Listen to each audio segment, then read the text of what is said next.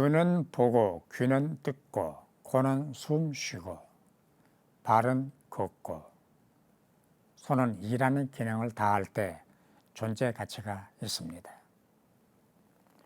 그런데 중풍이라고 하는 것은 신체의 기능이 마비됐거나 정지된 상태이기 때문에 자력 거동이 불가능합니다. 신체의 기능은 왕성한 데 비해서 영적 기능이 마비된 사람이 있습니다. 찬송을 부르지 못합니다. 기도를 하지 않습니다. 일을 하지 않는 사람은 영적 기능이 마비된 사람들입니다. 문제는 자신의 병을 자각하지 못하는 데 있다는 것입니다. 암의 경우에 본인이 통증을 느끼고 자각하는 단계는 이미 치료가 늦는다고 합니다. 그래서 미리 진단하고 예방해야 된다는 것이 전문가들의 견해입니다. 우리 자신의 영적 건강을 진단하는 방법은 두 가지라고 봅니다. 첫째는 성경을 읽으면서 예진하고 깨닫는 것입니다. 그러나 성경을 읽지 않으면 그것이 불가능해집니다. 그리고 읽더라도 그 뜻을 깨닫지 못하면 자신의 영적 상태를 진단하기가 어렵게 됩니다. 둘째는 설교를 통해 깨닫는 것입니다. 설교는 하나님의 말씀인 성경을 재조명하고 해석하는 것입니다. 그런데 그 설교를 제대로 듣지 않는다든지 방호벽을 치고 거부한다든지 비판적 자세로 듣게 된다면 그 설교는 자신과 아무런 상관이 없게 됩니다.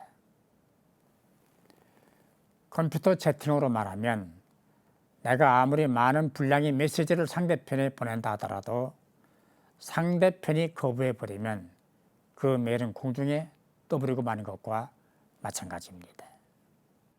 설교를 통해서 나 자신의 건강 상태를 진단하고 치료를 받으려면 설교를 하나님의 말씀으로 듣고 받아야 합니다.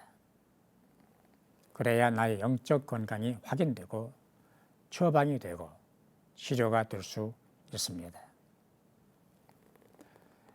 저를 예수님께로 데려다 준 분은 세상을 떠나신 제 어머님이십니다. 제 어머님은 외모도 초라했고 생활은 가난했고 학력은 무였고 사회적 지위도 없었습니다.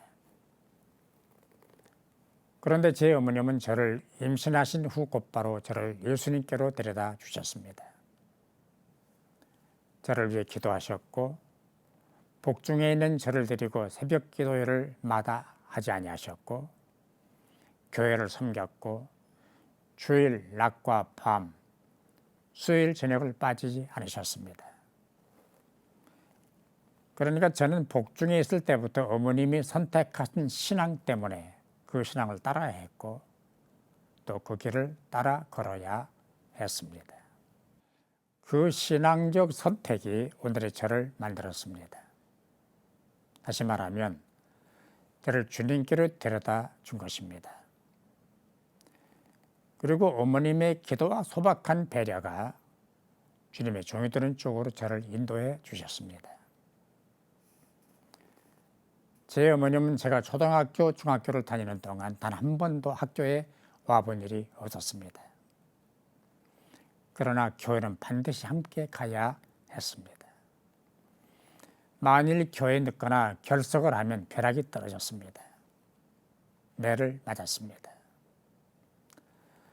나를 주님께로 데려다준 사람이 있는 것처럼 나도 그 누군가를 주님께로 데려와야 합니다. 그 사람이 남편일 수도 있고 자녀일 수도 있습니다. 내 죄를 사하시는 예수, 나를 죄에서 구원하시는 예수, 이 세상 그 무엇과도 바꿀 수 없는 예수, 질병을 고치시고 중풍병자를 일으키시고 나사로를 살리신 그 주님을 만나야 합니다. 그분을 만나지 마십시다. 사람을 만나려 하지 마십시다. 프로그램을 만나지 마십시다. 예수를 만나야 합니다.